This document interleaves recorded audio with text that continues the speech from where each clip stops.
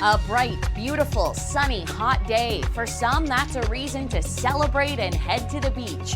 But when that heat sticks around for too long, the air quality becomes poor. The heat becomes an issue for health, for elderly, for children.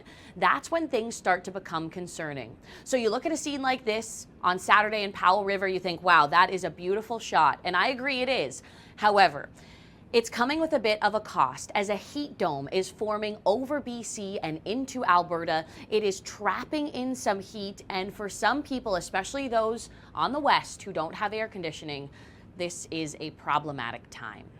Now, meteorologist Rachel Modestino joins us, and heat dome is a term that many Canadians, especially in Western Canada, will be talking about today and over the next few days. So let's break it down. Why do we call this a heat dome? Well, a heat dome is essentially a word that describes an area of high pressure. So when high pressure is over top of your region and when it's there for a long duration of time, several days or weeks, high pressure causes air to sink and you have full sun. So you're essentially really heating up the air right around the surface and keeping it there for quite some time. It not only can trap heat, but it also can trap smoke at the surface if there is wildfires in the region.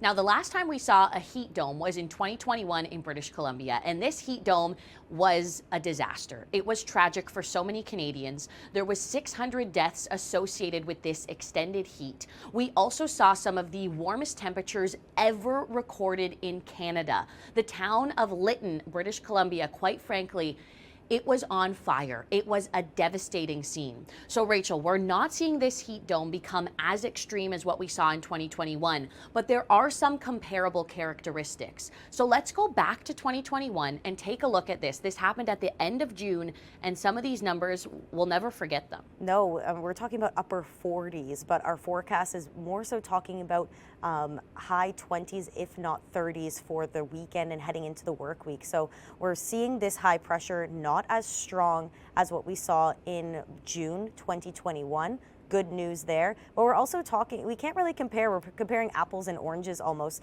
These two scenarios are sisters, not twins, in a sense of they both are heat dome events, but the two different seasons are going to be bringing two different identities to it. In our case here, going forward into Sunday and Monday, well, we're going to have some overnight cooling in some regions. I did see Agassiz didn't cool down. They were still into the 20s as they got into their morning hours of Sunday.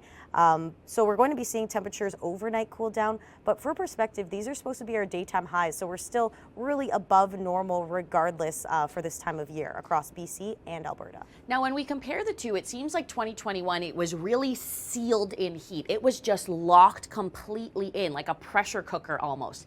This, it looks like we're taking the lid off a little bit, and there is a potential for some of this high pressure to sort of break down with a few troughs, right? Yeah, it does look like that lid is steaming over, and there is a risk that we could see a couple of weak troughs. It will be bringing some good news, though. It is going to be breaking down the ridge a lot earlier than some models were forecasting last week.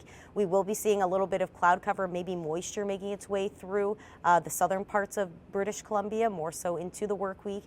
So that's another different characteristic when we're comparing it from last year, where we didn't really see any of that.